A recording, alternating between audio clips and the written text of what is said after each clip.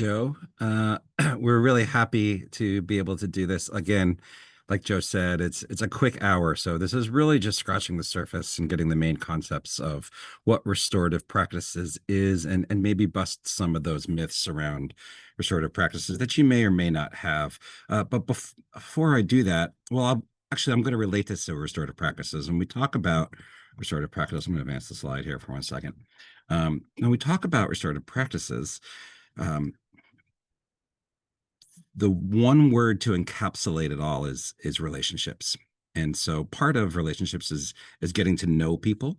And so as Joe was talking about the origins of that jazz piece that he was playing, one I'm going to share a little bit about Joe.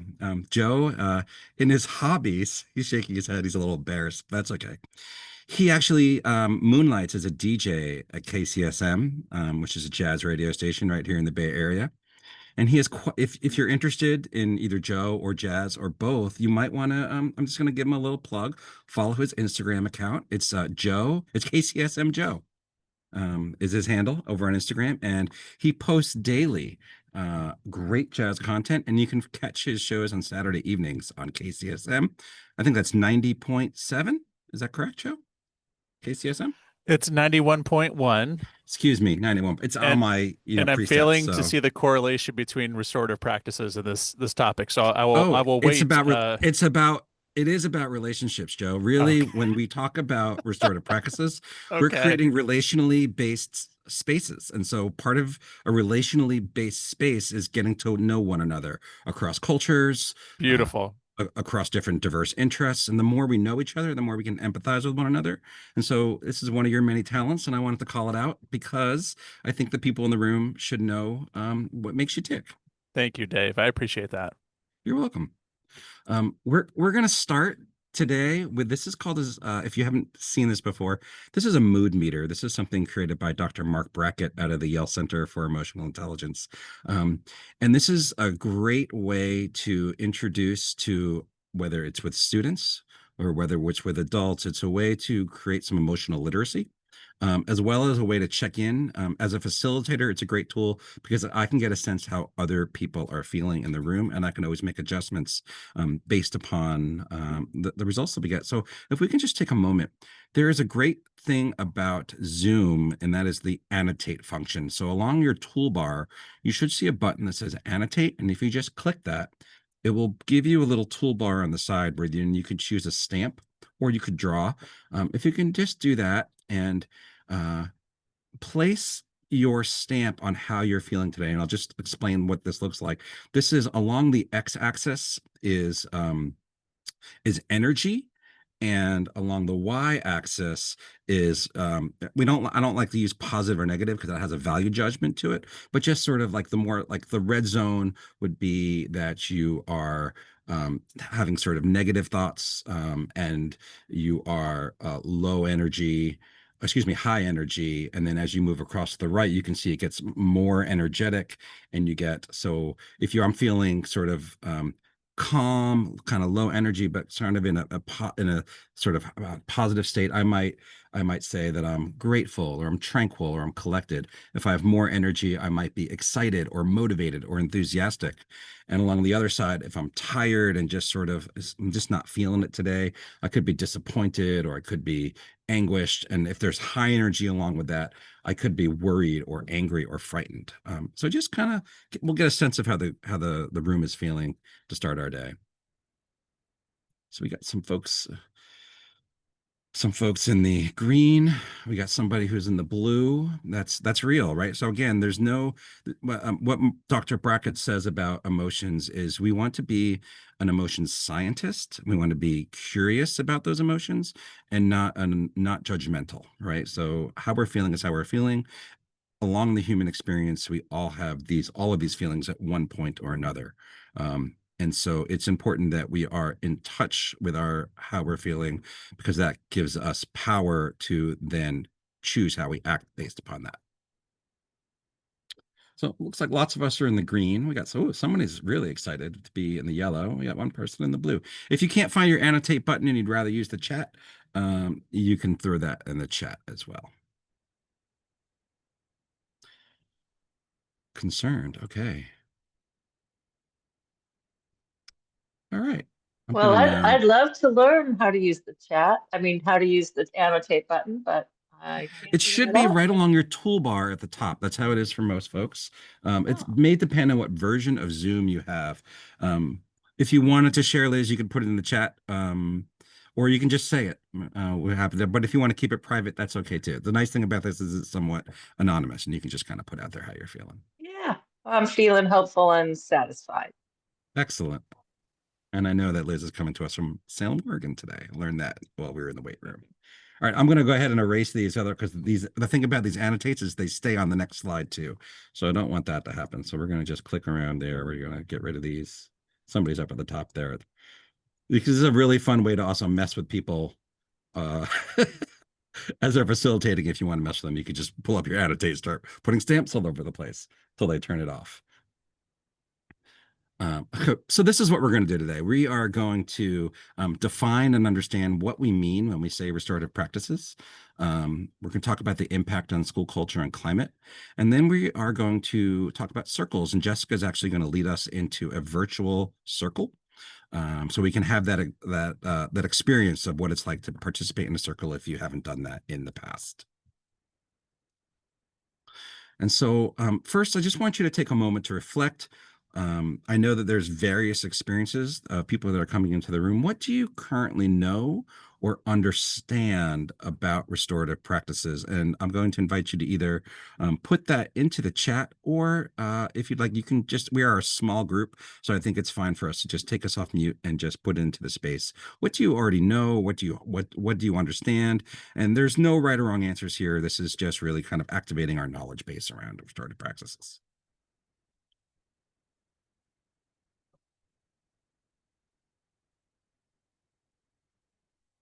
I'll go. Hi, everyone. Sorry I'm late. I actually have been trained in restorative practices. I, as a counselor, for years have done restorative. So I know a little bit about restorative practices. Thanks, Kathy. Hi, and I also have had opportunity to take restorative practices training, and what I understand is a set of strategies or skills building to repair relationships, focusing on empathy and community. So that's my two Thanks. cents. Thanks, Ade. I love that. Empathy and community. Those are definitely words that we would associate with restorative practices. Anybody else want to put their thoughts into the space? And Oh, there's some another in the take time chat. creative. Yeah, I'm looking now. So thank you. I've sometimes when I'm looking at the screen and then I don't look at the chat. So yeah, I'll just invite you to read those chat responses in there, centered on relationships and story seeking first to understand, about relationships, repairing harm, restoring relationships and reflection, and that they take time and creativity to bring into a system. All those are excellent responses. So thank you, everybody. Um, so we're going to kind of define here today, restorative practices is about building community and sustaining strong relationships in our schools and our community. And if we think about that in a broad sense, really lots of other things that are associated, things like culturally relevant pedagogy, like trauma-informed practices, all of those really are fall under the umbrella of restorative practices. And so here we have this slide. What is restorative practices, or sometimes refer to it as RP? It is a system of principles and processes that build and sustain a culture of connection, respect, responsibility, and accountability. And I think that's an important one that sometimes some of the myths around restorative practices are that it doesn't hold students accountable, but really what the research bears out is actually It is a relationship building way to hold students accountable and help them feel a part of the community as opposed to feeling excluded from the community. And so it really is about that building community, repairing relationships when harm has occurred. And so you see this little arrow here, and this is really restorative principles and values. We have the restorative practices, which are about building and sustaining those relationships. So everything you do to build school climate and culture and build relationships can be considered under the umbrella of restorative practices. A lot of times there's this myth out there, or this misperception, where people get confused between restorative justice and restorative practices. And so restorative practices is really the proactive things we do to build community, whereas restorative justice is a piece of restorative practices, but it's after there's been some sort of harm in the community, and it's the process we go about repairing that harm. I'm also just going to invite, if anybody has a question along the way, we are a small group. We have 15 people in the room. So feel free to just take yourself off mute, raise your hand. And if you have a question about something, go ahead and do that. And so like here we have this big picture again, relationships and community. And so it's connection activities, it's relationship skill building, it's creating shared values as a community. We're going to talk about the social discipline window, which is really about doing things with students as opposed to students or for students. It is about affective language. And we're going to also talk about the circle process as an important tool within the restorative practices toolbox. We're going to start with we're going to do this short video. This comes from the IIRP, which is the International, oh my gosh, International, Jessica, help me out here. What is the second I? I'm blanking. I know it. You Restorative asked me practices. really tough questions. I'm over They here building a are, they are, circle. I I'm do know that they're a concentrated on building my national circle. organization that does lots of training and is really one of the leaders around restorative practices. And they produce this wonderful video, and we will find out what IIRP is and let you know. But we also have a resource page at the end, which has a link to their site, which has lots of great stuff. International Institute for Restorative Practices. Our world Thank is you. changing at a breathtaking pace. Social patterns that have long characterized human life are changing dramatically around the globe, diminishing social bonds within families, schools, workplaces, and communities. But humans are hardwired to connect. Just as we need food, shelter, and clothing, we also need strong and meaningful relationships to thrive. With all this in mind, what is restorative practices? Restorative practices is an emerging social science that studies how to strengthen relationships between individuals and within communities. When put into practice, the effects are profound. In schools, students experience greater safety and sense of belonging, resulting in improved behavior, less bullying, and less violence. In workplaces, leaders facilitate direct communication among staff and address conflict as it arises. The result is higher performance, greater accountability, and effective collaboration. In criminal justice, new options allow victims and offenders, friends and family, to repair the emotional harm caused by crime. Throughout our neighborhoods, restorative practices give regular people more voice in the issues that matter most. In a nutshell, restorative practices is the science of relationships and community. Your individual daily interactions have a big impact on the world around you, at your job, with young people, and throughout your community. How we relate matters. This video was brought to you by the International Institute for Restorative Practices. To learn more, attend our flagship event, Basic Restorative Practices, enroll in a graduate course, or join us at a world conference. All right, move on. So when we talk about restorative practices and we talk about community, one of the things we want to talk about is school climate and culture. And so we have this image of the iceberg, and I'm just going to ask, what comes to mind when you see this iceberg image, and apply it to we know about school culture? And you can drop that in the chat, or you could take yourself off mute. So you look at this iceberg, what are the things that kind of makes you think about?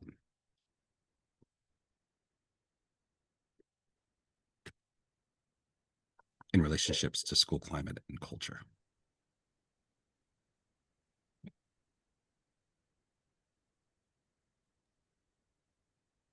So this is Liz. It makes me think that there's a lot more under the surface than what you see initially, and that could be both really positive, and what people's talents are and what they bring to it, but it could also be hidden traumas and things that are more on the negative end of the spectrum. Thanks, Liz. Jean, go ahead. You were about to say something.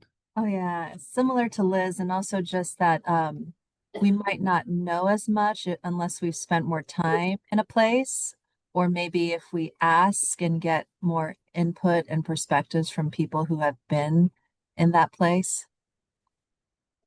Thank you.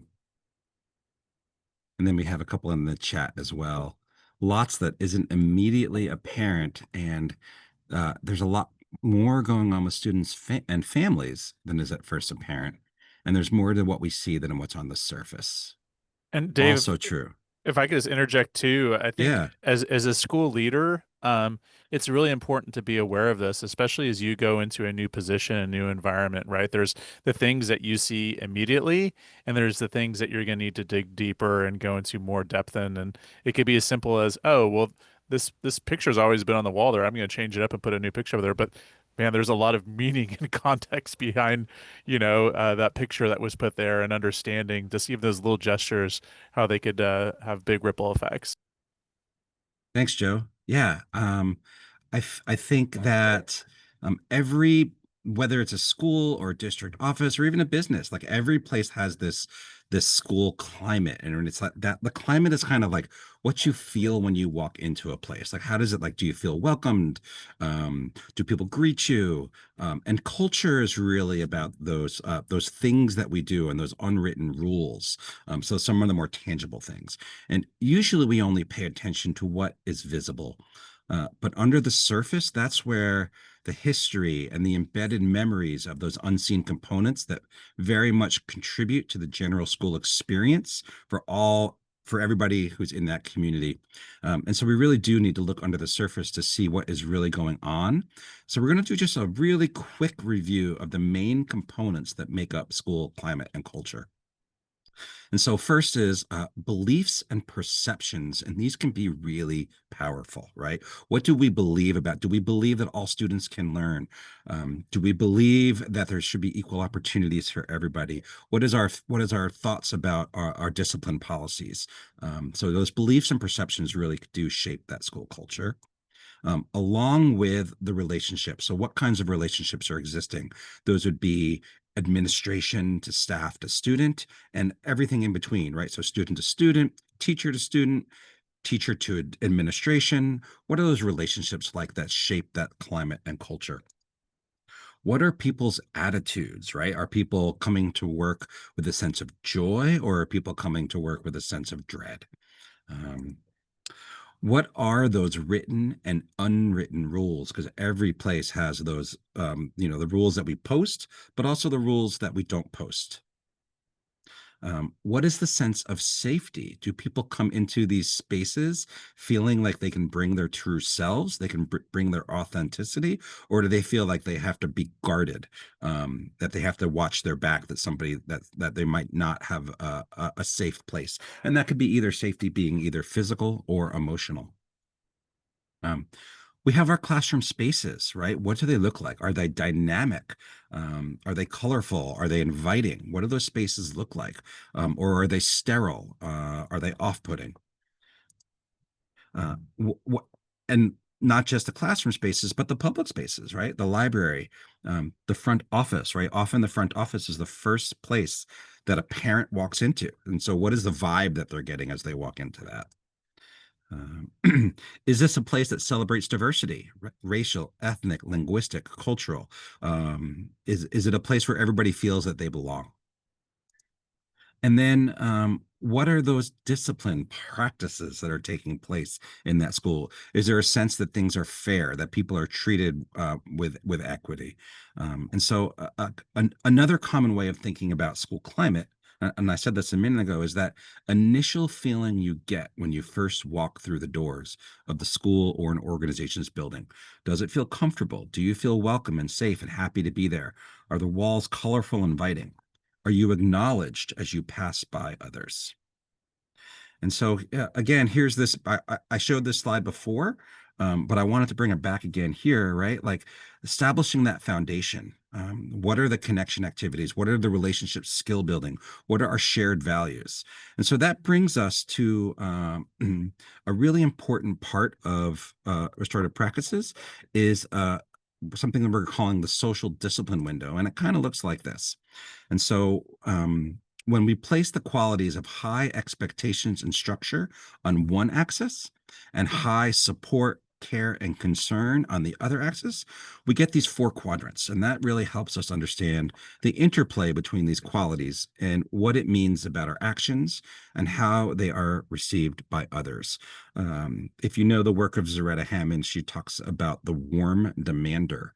And so I think one of the big misconceptions around restorative practices is that it doesn't have this accountability, right? And so people who don't understand restorative practices think, oh, well, we're just letting kids get away with things, and that's really not true. And so if we look at this, we're going to explore a little bit more of this later as well. But here we have this underlying premise of restorative practices. It rests with this understanding and this belief that people will really only make positive changes when those in positions of authority do things with them rather than to them or for them. I'm going to pause there for a second and just see if anybody has any questions around this.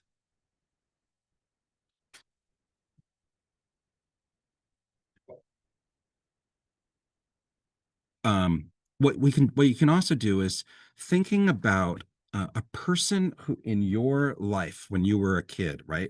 Think of an adult who made a really positive impact on you. And if you're going to describe that person with one word, what word would that be? So just take a second, think of an adult in your life when you were either elementary school or middle school or high school. Could be a coach, could be a teacher, could be a mentor, it could be a neighbor, could be one of your parents or a grandparent or an uncle or an aunt or a cousin. But how would you describe that person? And just put that in the chat.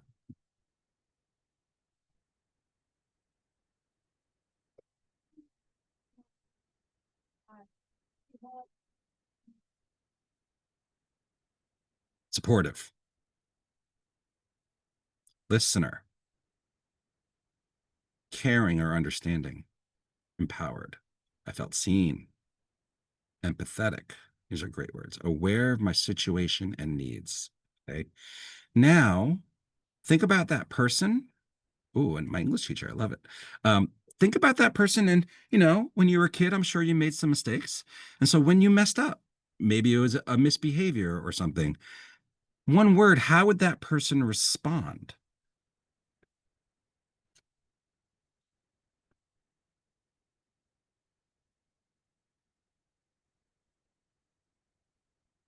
Redirects.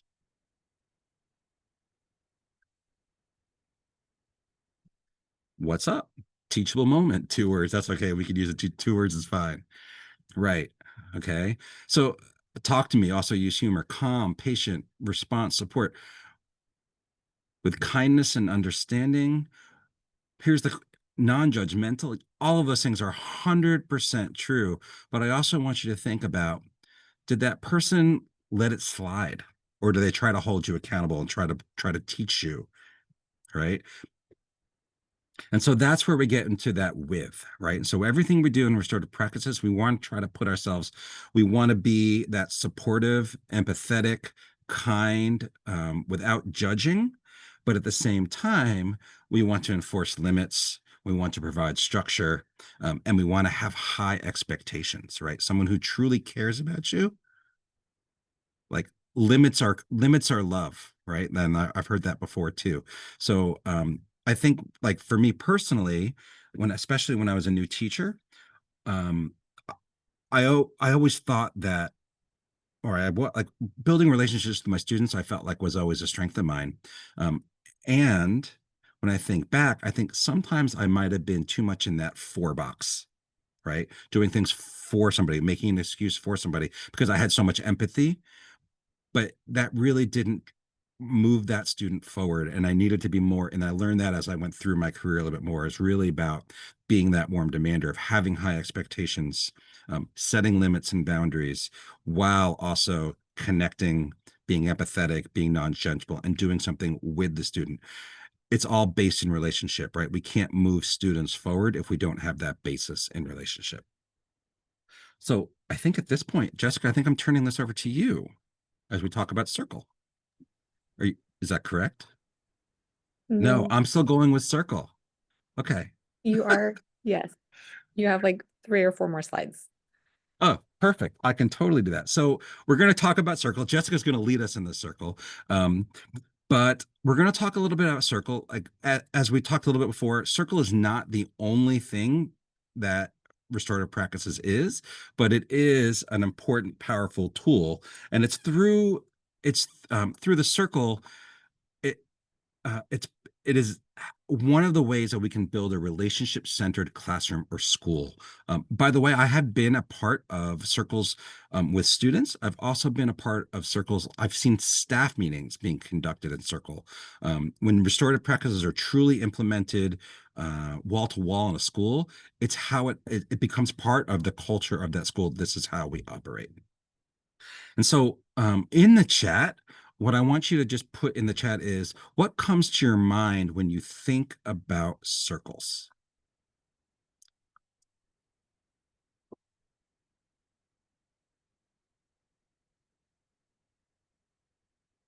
Connection, continuous, equity, never ending, participation. Mhm.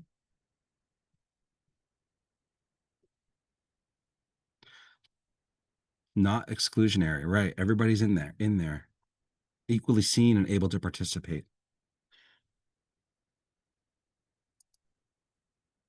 And so what we know is, oh, thank you, Dr. Reed, intentionally creating a space that lifts barriers between people. Circles really do open the possibility for connection, collaboration, problem solving, decision making, and mutual understanding.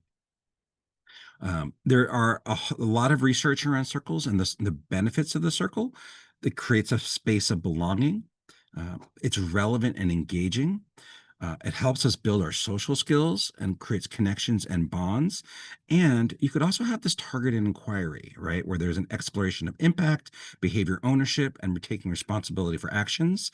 Those would be more in restorative circles. And then when we come together for a circle, and we have resources around this too, there really is a set of structural components. So it's not just we're sitting in a circle, but there's really is a plan and an organization to the circles. It includes an introduction. There are circle guidelines. It always starts with an opening. There are connections in a check-in round, and then you have these content rounds. And so those content rounds can be really across a host of different things. So it could be you might have a circle that you're doing periodically as a structure in whether it's staff meeting or whether it's in your classroom. We do once a week, we do circles, or daily we do circles. It could also be there's something happening in the community, and so we get in a circle to address what that is. You could also have, and I have another slide here about different types of circles. You can also have academic circles, right? So if anybody's ever participated in a fishbowl, not fishbone, a fishbowl, that is actually a form of a circle, all right? And it's a way to do academic content. You could talk about a literary circle, right? Where we're talking about an academic content. But we could also have those proactive circles. We could also have those responsive circles. You could also have, what you have down there is a proactive responsive circle, right? And so that's where you're addressing a concerning situation indirectly by doing a proactive circle instead to reinforce relationships, community, and expectations. We can do goal setting. We can do celebrations, a recognition achievements. You can dialogue around topics of interest. All of these things the circles are really flexible. And there's lots of different ways that we can use circles, but at their core, a circle is a way for us to join together as community within a structure that builds relationship and connects the community together. I'm going to take over now, Dave. Now you're going to take over. Now I'm going to take over. Yes. And so I'm wondering if you could please just refresh the deck because I made some changes as I was, as he was presenting, I was going ahead and creating our virtual circle, which learned a little bit of a lesson the last time he and I did this together. And it was, I hope that, and Joe's nodding because he remembers, I hope that this was a little bit more seamless. And so I asked him to refresh the deck. I hope that everybody, it seems that everybody's name is going to be on there.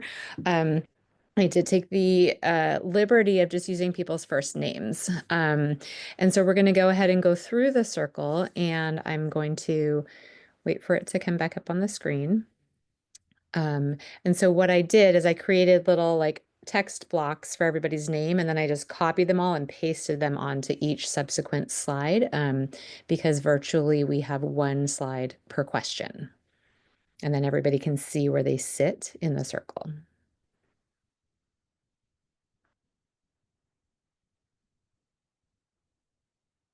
Dave, you're muted.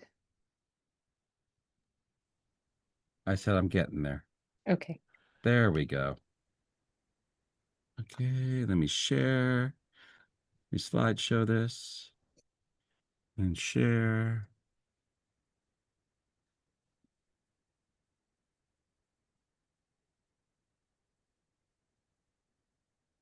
Okay. Can you see that? Can't see. Oh, yeah, there we go. Okay, thank you.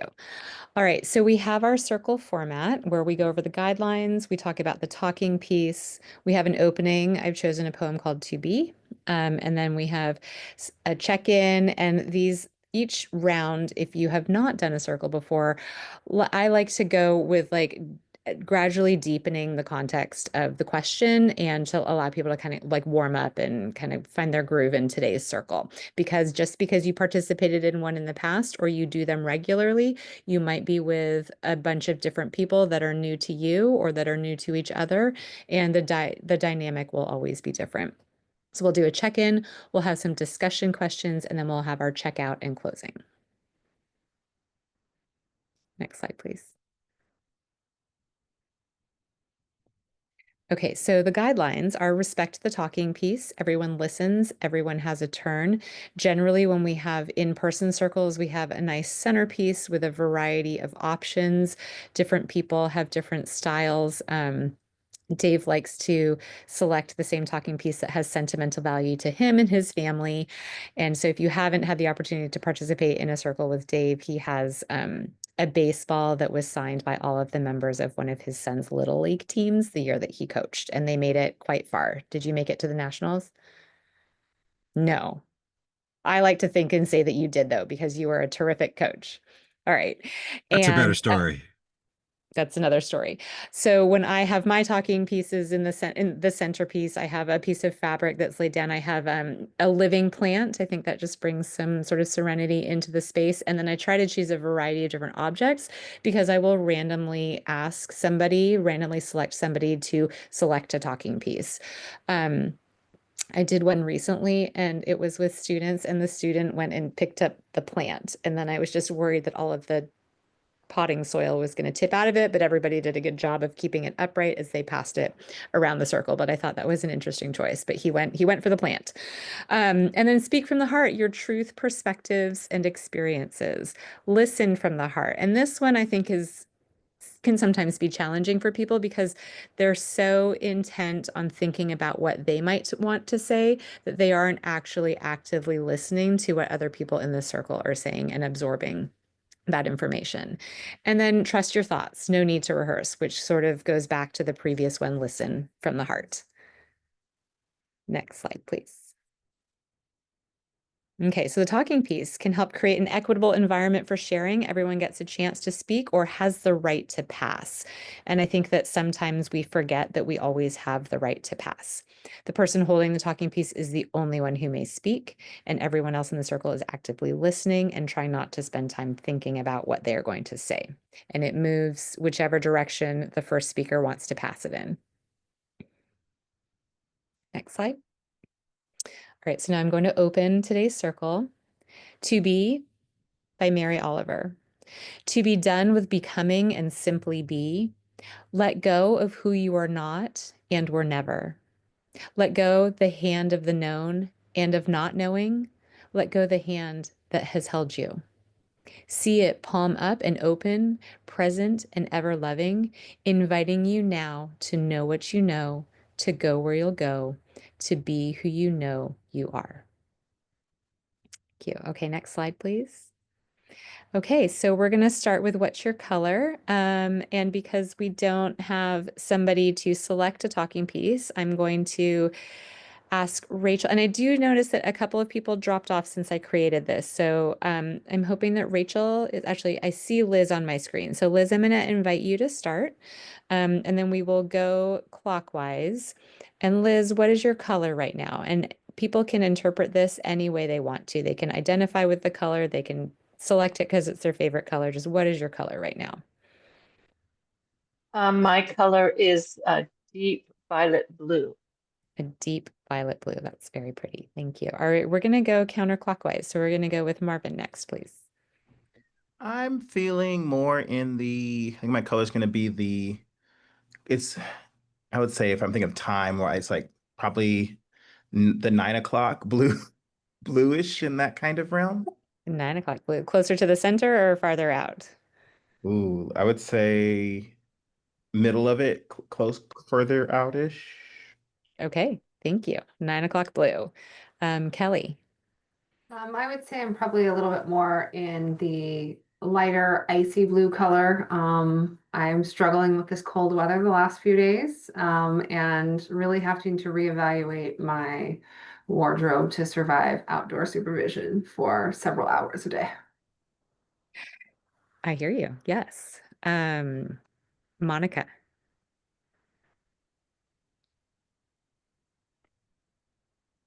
Maybe Monica. I don't see Monica. I think Okay. Monica may have dropped off. Gotcha. Katie. I'm thinking like the sort of 5 o'clock green. I Okay, don't know why it just speaks to me. perfect. It speaks to you. A day. Did the day drop off too? No, a day's muted. Oh, you're muted.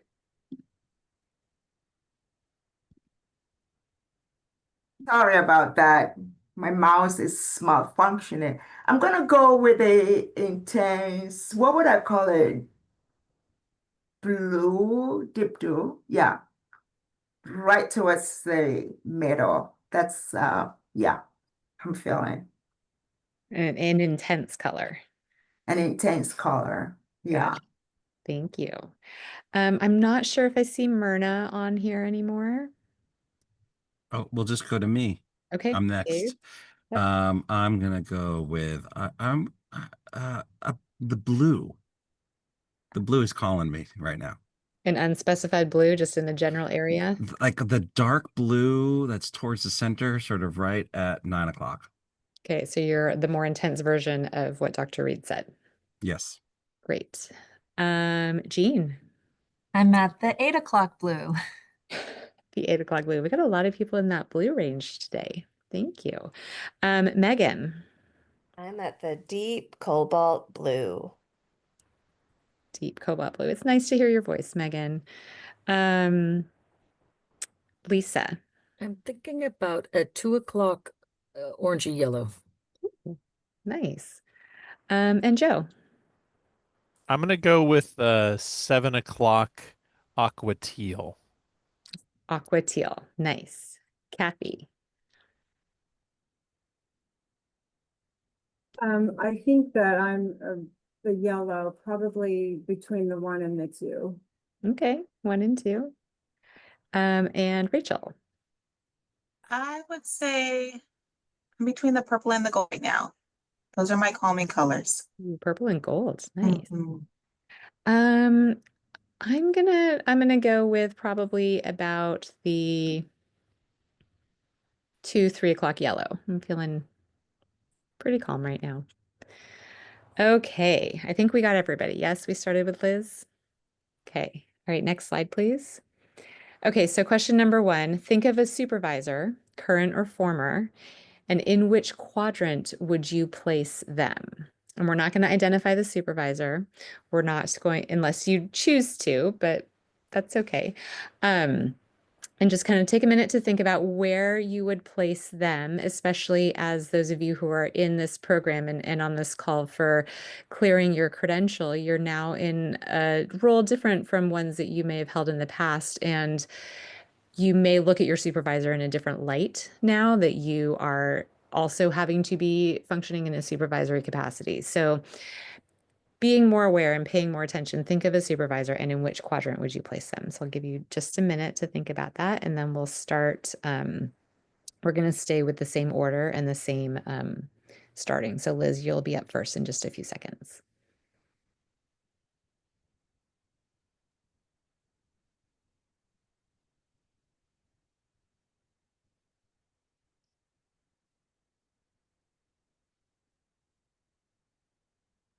Okay, Liz, do you feel like you have a response? Yes, I'm thinking of a supervisor who is more permissive.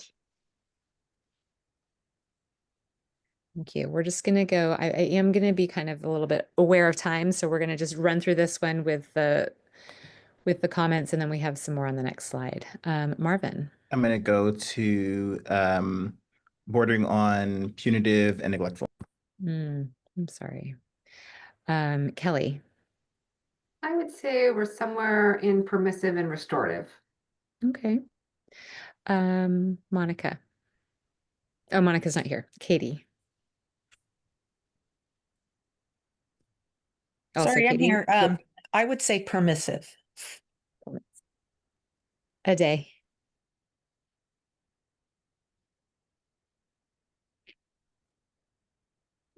You're muted again, a day. I'm sorry about that. I'm gonna go towards neglectful. Mm. I'm feeling neglected from that. I'm sorry to hear that. I think Myrna is not with us. Dave? Oh, I think it's so interesting that so many people are thinking about neglectful or permissive, or even and punitive, and not too many of the widths. I'm thinking of I think I've had all four, but I'm thinking of my mentor when I was becoming an administrator, and he was, they were with, they were held me accountable and pushed me, but also very supportive. Thank you. Jean? I'm going to say neglectful. Thank you. I'm sorry. Megan? I'm gonna say restorative and with. Thank you.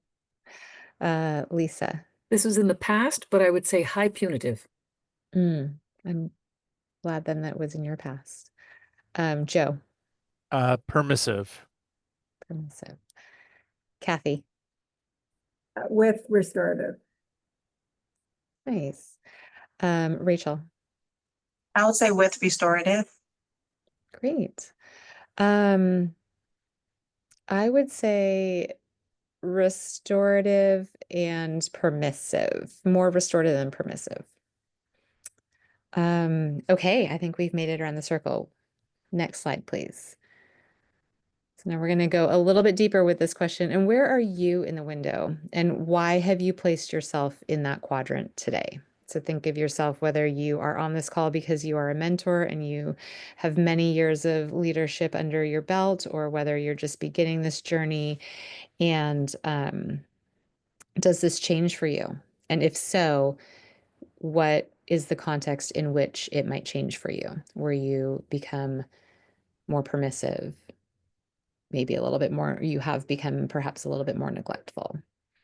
So for this one, another technique one could use in the circle is to sort of almost like popcorn around. I would encourage you not to throw a potted plant if that is your talking piece, but to stand up across a physical circle and hand it gently to somebody who is willing to accept it. So I would invite you to come off of mute when you are ready to speak, and then we can just kind of popcorn around. People can come off mute as they think of something they would like to share.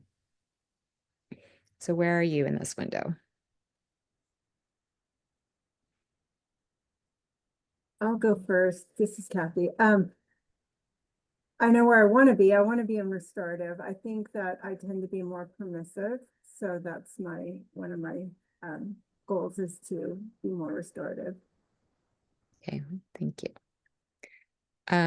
Spoiler alert, we have another question to ask you to consider how you might move yourself to more restorative. So to the whole group, not just to Kathy, do not feel compelled that you need to share the why until the next round if you don't want to. Okay, thank you, Kathy. Somebody else? I can go.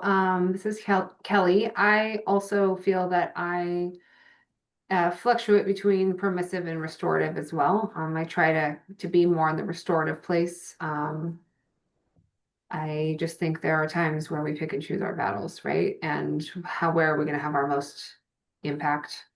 And where we can have the most impact, or at least for me, that's where I try to spend a lot of my time in that restorative area. Thank you, Kelly.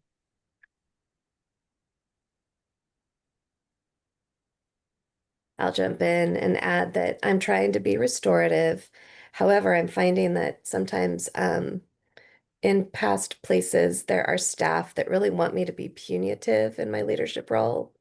And so that's part of a larger kind of conversation, I think, as a leader. Thanks, Megan. This is Katie. I think I'm more in the permissive. Um, and like the person that just spoke, I'm sorry I didn't catch the name. I think that part of that for me is because being at a district level, and then what issues are site level, what issues are district level, there's always that sort of push and pull. So I think I tend to err on the side of that permissive. Thank you, Katie. This is Liz, and I think that I think I am definitely restorative in many ways, but I can also veer into punitive and permissive, and I am never neglectful. That is just a quadrant I don't go into. Thank you. I'm going to say I am permissive. Think probably because of the kind of work that I do. I usually have high empathy and really wanting to understand and give more support. But I really would love to live with restorative. Yeah. Thank you, Ade. I'll go. It's I think sometimes it's context based. I think probably too often I was permissive. I wanted to be restorative. I'm thinking about my experience when I was a school site principal, and not in my current role, and I'm thinking about that with my staff, not so much with students. So I just put that in context, and I think that I wanted to be restorative. I was conflict averse sometimes, and so sometimes I'd be permissive if that was a flaw of mine. And then sometimes I had to be punitive when adults were behaving really badly. And I was sometimes taking direction from HR.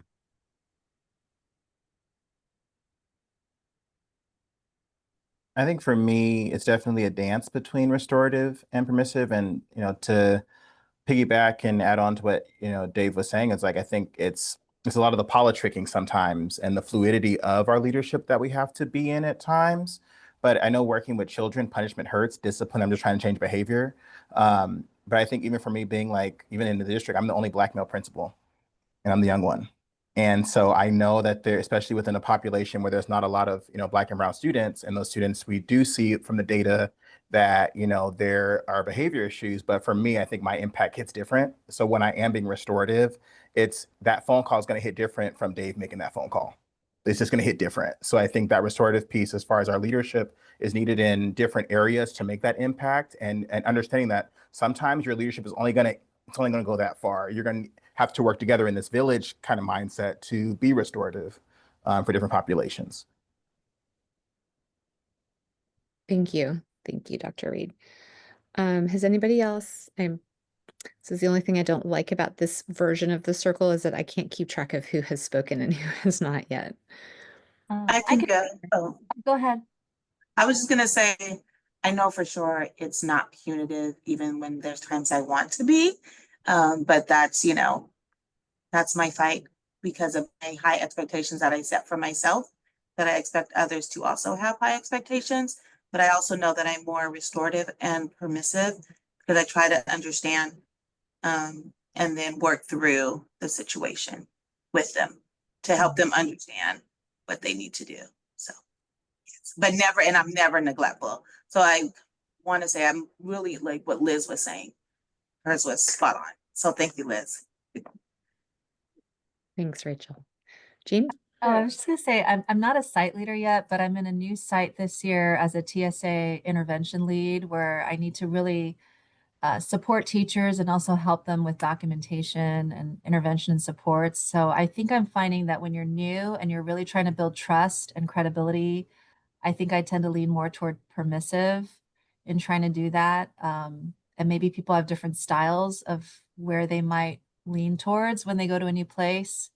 But I think that gets tricky too when you're a new person on a campus and trying to build those relationships and trust with a lot of folks.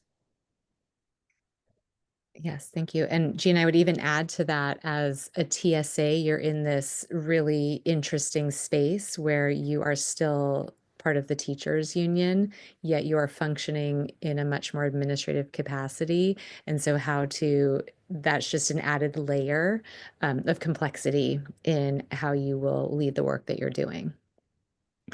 Has anybody not shared yet? I'll go real quick and I'll do a time check while I'm going real Yeah. quick. So I'll try to be quick, but I think everyone's articulated how we strive for width. I think just in my own reflection as a site leader, I think there were times with my students I was in the punitive space where I needed to be more with and with teachers more permissive. And I think if anything, I probably should have been more permissive with my students and more punitive with my teachers.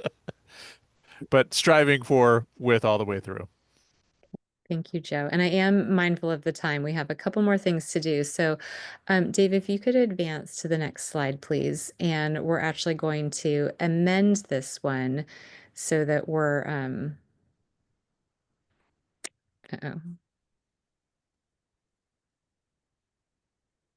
Dave, do you mind going one more slide? Okay, thank you. So we're not going to do this in circle, but I'd just like for you to think about this question and whoops, not quite. One more back. Okay, thank you. What is within your locus of control that could help move you into the restorative quadrant or move you more frequently into the restorative quadrant? Or for those of you that were sort of straddling and wanting to between permissive and restorative. So just go ahead and take a moment to yourself. And what is one thing that you feel like you can control in your work that could help move you into that space? I'm just going to give you a couple of seconds, and if you feel like it, go ahead and drop it in the chat, or you can keep that one thing to yourself.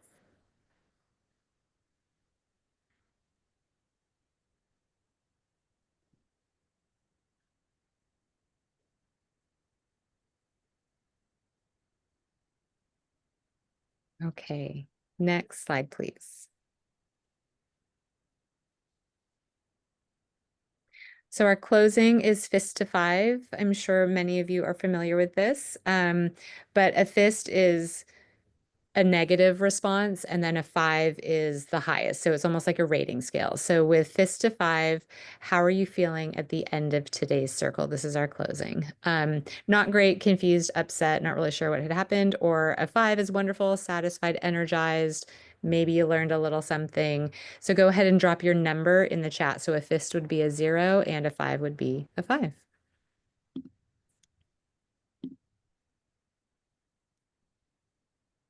Got a 4, we've got some 5s, we've got a 3, we've got 4s.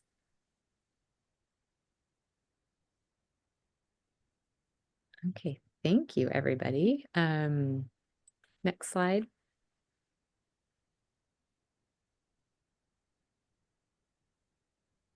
Okay, so we have only 2 minutes left. I would love to get any initial wonderings, thoughts, questions that have surfaced for you from today. And then we'll talk about next steps with like the last 37 seconds that we have. And there may be an opportunity for people to put these on the feedback form. There will be, yes. Thank you. All right, so maybe let's just go to the next slide.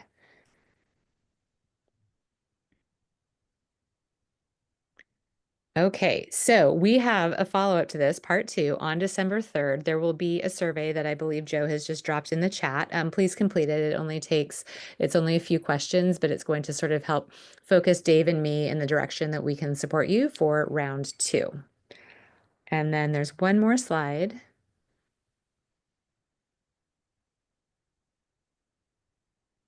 And these are all of the resources that we have pulled together, some of which were used today and others of which we just like to use in our daily work and our practice. And my clock is still showing 4:59, so I think we made it in right under the time. But Joe is saying make sure you signed up for part 2 and please fill out the feedback form, and we'll be here for a couple minutes if anybody has any questions. Thank you so much for being with us today. And Joe, you'll share those resources in a follow-up email. Is that how that's working? Yeah, I'll send an email out to everybody. I'll send the recording out to everybody as well if you had to come in or come out at a later point in time, or if you're watching us later and you couldn't be here, here's the recording. You're watching us now. Yeah, and I just remind everybody to please sign up for the next session.